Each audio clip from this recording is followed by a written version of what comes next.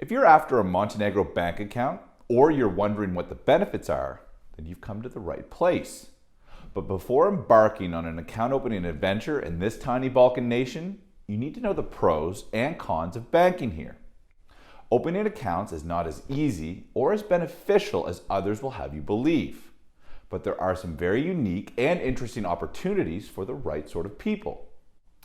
So stay tuned, because in this video, we're going to break down banking in Montenegro, why certain people should consider opening bank accounts here, and how you can get started opening accounts if you do decide that Montenegro is the place for you. But before diving in, make sure you hit the subscribe button and the notification bell so you get alerted every time we post new account opening opportunities.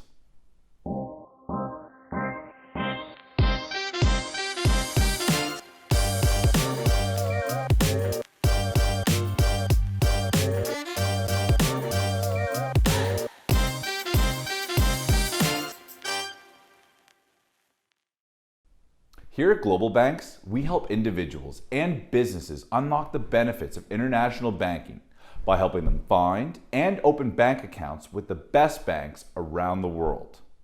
Before we get started, we have a free non-resident banking starter guide designed to help non-resident and foreigners open bank accounts around the world in places like Montenegro.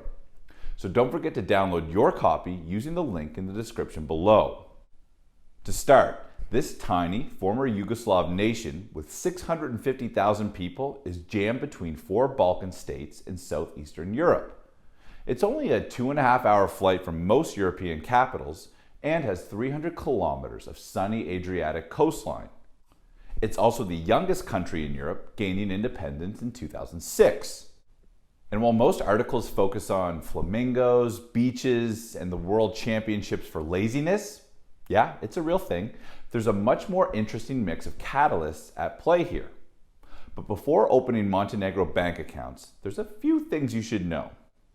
In the 1990s, Montenegro was ripped apart by war and chaos.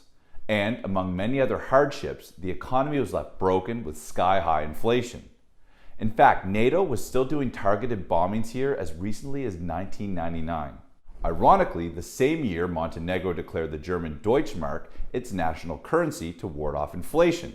And it worked. Like many former communist nations transitioning to capitalism, Montenegro became the Wild West. It was a haven for Russian money laundering, cigarette smuggling, casinos, and other unflattering side hustles. So naturally, money flooded in.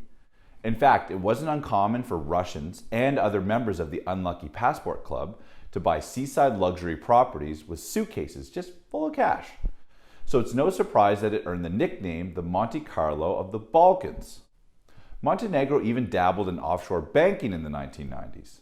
Literally, over 500 offshore banks were operating here, and there was even a government department called the Montenegrin Offshore Business Center. But Montenegro had aspirations of joining the EU, so they quickly stopped going down that path. Of course, banking was still dicey throughout the 90s. Bribery and corruption were baked into the culture and still have deep roots in many aspects of society. And for many years, that included banking. For example, in pre-2008, corruption was a normal part of the lending process. According to one banker, bribes for loans range from 5 to 25% on total loan value. Other times, bankers were just given envelopes full of cash after closing a deal. One Montenegrin bank flaunted the tagline, "Come to us to make a deal." And not surprisingly, the bank's assets skyrocketed by 1,882% in 24 months.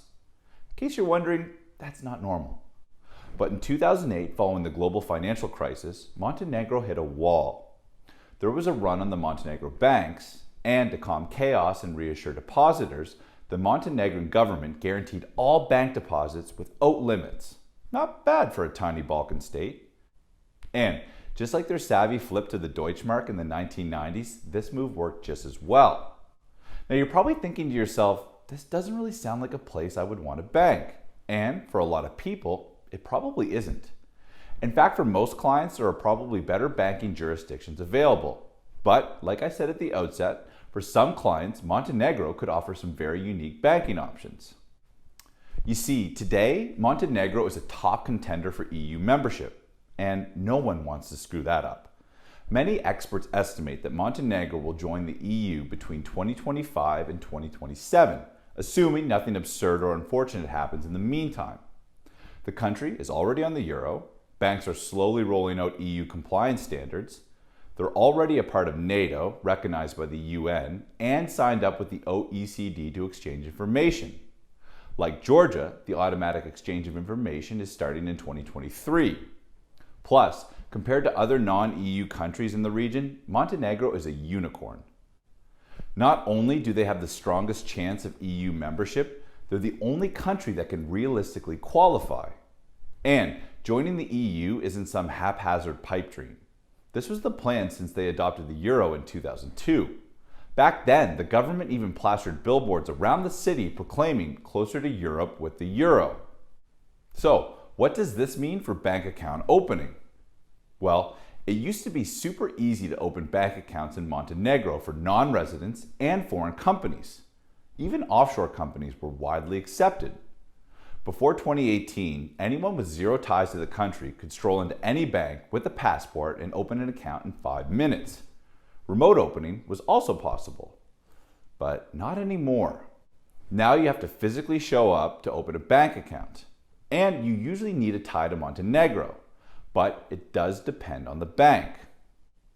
Not surprisingly, foreign companies with no ties to Montenegro now have trouble opening accounts. In fact, as time goes on, the closer Montenegro gets to EU membership, the more difficult account opening will become. That's because Montenegrin banks will be forced to streamline compliance, CRS reporting, and stricter controls ahead of joining the EU. So, as time goes on, the tougher it will be to open bank accounts in Montenegro for non-residents and foreign companies.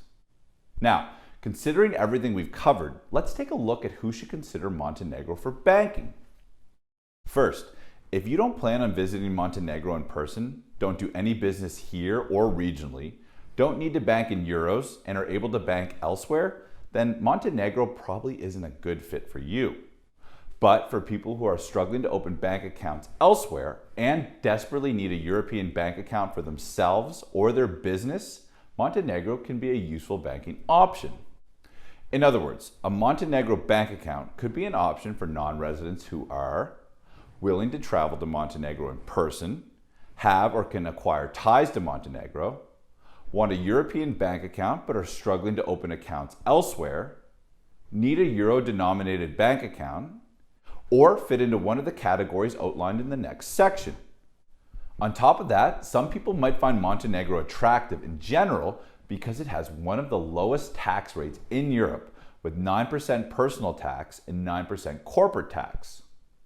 It's the cheapest path to EU citizenship if you can wait a few years, and so long as they actually become a member. And they still offer banking for non-residents and foreign companies. Plus, they also offer deposit insurance up to 50,000 euros. Fortunately, if you're looking for a non-resident bank account in Montenegro for yourself, aren't sure about how to go about opening a business bank account for a non-resident company, or just want to sort out your banking options, we can help. When you join GlobalBanks Insider, you'll get instant access to our entire archive of banking intelligence reports. And you will also get access to the GlobalBanks database, home to more than 250 banks from 50 plus countries, including detailed bank profiles, client preferences, and a lot more. But most important of all is the support you'll receive from our team of experts, ready to answer your most pressing banking questions and to make suggestions on which banks will best meet your objectives. To get started, just click the link in the description below to learn more about GlobalBanks Insider. But before signing off, don't forget to hit subscribe so you get alerted every time we share new banking opportunities. Thanks so much for watching, and I'll see you next time.